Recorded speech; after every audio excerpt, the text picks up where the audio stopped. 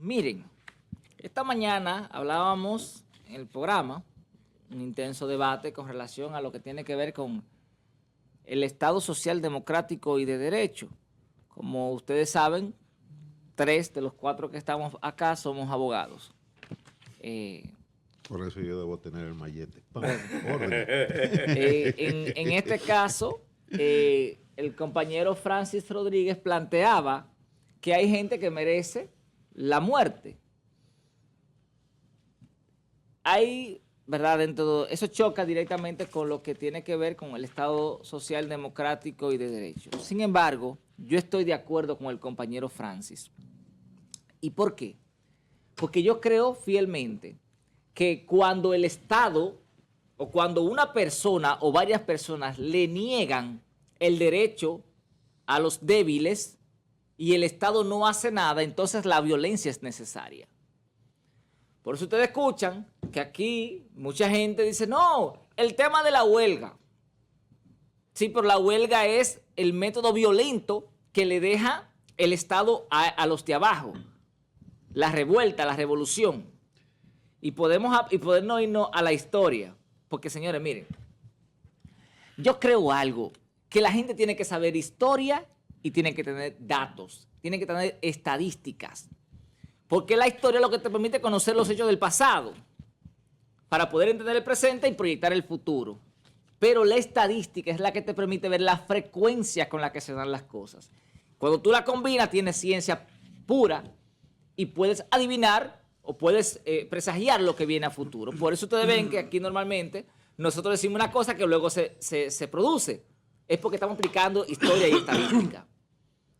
Yo decía hace un tiempo en este programa, pero en ese momento nadie me creía. Obviamente es fácil de entender por qué no creían. Yo decía, señores, miren, cada vez que se hace un cambio de gobierno de un partido diferente al que está, que no son aliados, hay persecución política. 1986, ¿quién cayó preso? No sé, ya se le olvidó al pueblo. El presidente de la República, el expresidente Jorge Blanco, preso, condenado a 20 años. Y de ahí para allá no hubo más nunca persecución política, no hubo tema de corrupción. ¿Hasta cuándo? Hasta el año 2000, cuando llegó el PRD. Porque en el 96 el Reformista y el PLD eran aliados, por tanto no hubo gente presa. Pero cuando llegó Hipólito en el 2000, un grupo de PLDistas presos. Pero cuando volvió Leonel en el 2004, un grupo de PRDistas presos. Y de ahí nunca más hasta el año 2020, cuando entonces los PLDistas presos. Y ustedes verán que si gana la fuerza el pueblo en el 2028, entonces los PRMistas van presos. Muchos de ellos van presos. ¿Lo ven? Entonces, historia y estadística. Y cuando hablábamos del tema del Estado social democrático y de derecho, yo soy de los que piensa eso. De hecho, lo he manifestado acá. Yo creo que aquí en este país, como ha pasado en Haití, porque en Haití ustedes escuchan que dicen las bandas criminales. Sí, pero las bandas criminales son una reacción al Estado, a la inoperancia del Estado. Lo mismo que sucedió en El Salvador. ¿De dónde salen las maras salvatruchas? De la violencia civil, de la guerra civil. Gente que cuando el Estado no lo defendía dijeron, pero espérate un momentito, vamos a armarnos nosotros. Eso fue lo que pasó en El Salvador. Como había una guerra civil, entonces el pueblo indefenso que estaba en el medio del lío recibía los golpes, recibía las balas del conflicto y entonces dijo el pueblo, pero un momentito, si el Estado no me va a defender, me defiendo yo. Y se armaron. Y entonces de esos grupos armados comenzaron ya, para poder financiarse, a traficar con drogas, a secuestrar gente, a asesinar gente. Y entonces se convirtió, ya en vez de un comando de defensa, se convirtió entonces en un grupo criminal que fue creciendo. Pero búsquenlo, que ahí está la historia de las maras salvatruchas. Entonces, Haití es lo mismo. Haití, que es un pueblo muy trabajador, pero entonces se ve violentado por los ricos de arriba, que se roban todo, y entonces el pueblo dijo, no, se acabó esto. Y por eso ustedes ven que agarran los ricos, agarran los funcionarios y los queman en las calles. Le ponen una goma, vivo.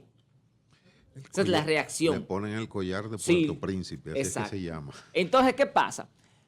En Dominicana, ¿por qué no sucede eso? Porque en Dominicana medianamente vivimos borrachos. La gente aquí dominicana vive borracha. ¿Por qué? Porque tenemos mucha gente en Estados Unidos que manda muchísimo dinero para acá y la gente no se preocupa. Pero aquí pudiera llegar el momento en que estemos como Haití, en que haya que colgar unas cuantas gente. ¿Por qué? Señores, ¿cómo es posible que cuando usted llega a un hospital, en el hospital no haya medicina, como por ejemplo en La Guarana, no haya quien te atienda? No, en La Guarana no. En La Guarana no hay hospital. Ni hay hospital. Y entonces resulta que hay gente cobrando botellas de cientos de miles de pesos. Esa gente hay que colgarlo. Me excusan, ¿verdad?, los que son cristianos. Pero yo creo en eso. Yo creo como que tenemos que sentar un ejemplo. Miren, y atacarle los bienes. ¿Cómo es que dicen por ahí? Que el ladrón que le roba al ladrón tiene 100 años de prisión. Vamos a prenderle las cosas. Entonces, pues ya eso es terrorismo. Así nace el terrorismo. Salvo el terrorismo fundamentalista, ¿verdad? Terrorismo y anarquía. Terrorismo, ¿verdad? Porque lo que ellos buscan es enviar un mensaje diferente al Islam, que el Islam busca que la gente se convierta. En este caso es una defensa. Lo mismo que hizo Luigi Mangione en Estados Unidos, que dijo, ok, mire, yo tengo un problema de salud, voy a la compañía a la cual yo le pago, la compañía me dice que no me puede, que primero duran meses para responderme, y luego me dicen que no me pueden resolver. Y cuando lo ataco, cuando intento defenderme, entonces buscan los mejores abogados para defenderse. El tipo preparó 3 balas, pues esas 3 balas terminaron en el cuerpo del CEO de la compañía. Y entonces Estados Unidos dice, este tipo es un héroe. ¿Lo ven? Igual, llevando a la República Dominicana, los palmeros. ¿Se acuerdan de los palmeros? ¿Se acuerdan de Amaury Germán Aristi? Este grupo del Comando de la Resistencia que luchaba contra Balaguer con armas. Y entonces le dice a la policía, a propósito de los intercambios de disparos, que se entreguen. Y ellos dijeron, no, encuéntrenos. Y cuando nos encuentren, dijeron ellos, dice Amaury en su carta desde la clandestinidad, miren, dice Amaury, le auguramos el peor de los fracasos en su intento de ubicarnos. Y si nos ubican, prepárense, que esta vez la van a pagar con sangre, una carta histórica. Yo soy fanático de Amaury Germán Aristi, porque esos tipos sí no tenían miedo y no se vendían uno con otro. Ni andaban buscando pesitos, porque la mayoría de ellos eran de clase media alta, estudiados, tipos inteligentes, intelectuales. Ahí hay un tema, y es el tema de que lo que pasa actualmente es con la delincuencia común.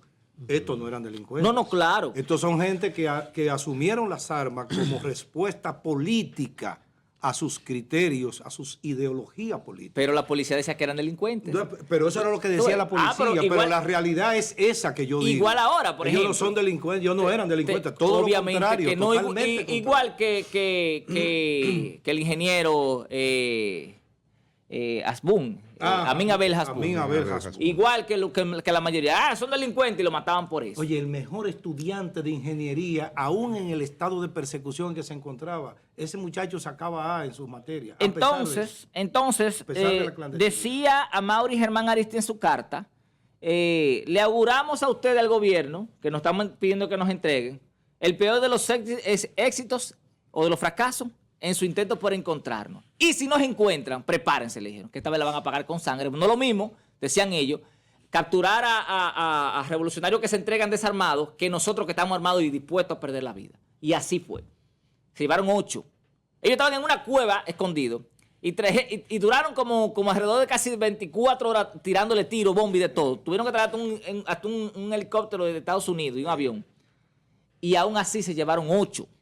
Incluyendo oficiales. Sí. Le demostraron y la pagaron con sangre en ese momento. Sí, ellos estaban en la cueva. Entonces miren qué pasa. Concluyo diciendo, ciertamente hay un Estado social y democrático de derecho, o debería haberlo, eso está escrito, en la República Dominicana, pero tenemos que hacerlo cumplir. Porque llegará el momento en que si eso no se cumple, tendrá entonces la violencia, penosamente tenemos que decir, tendrá la violencia que resolver algunas cosas. Y ciertamente no queremos vernos en el espejo de Estados Unidos, con este caso de Mangione, ni de Haití, ni de El Salvador.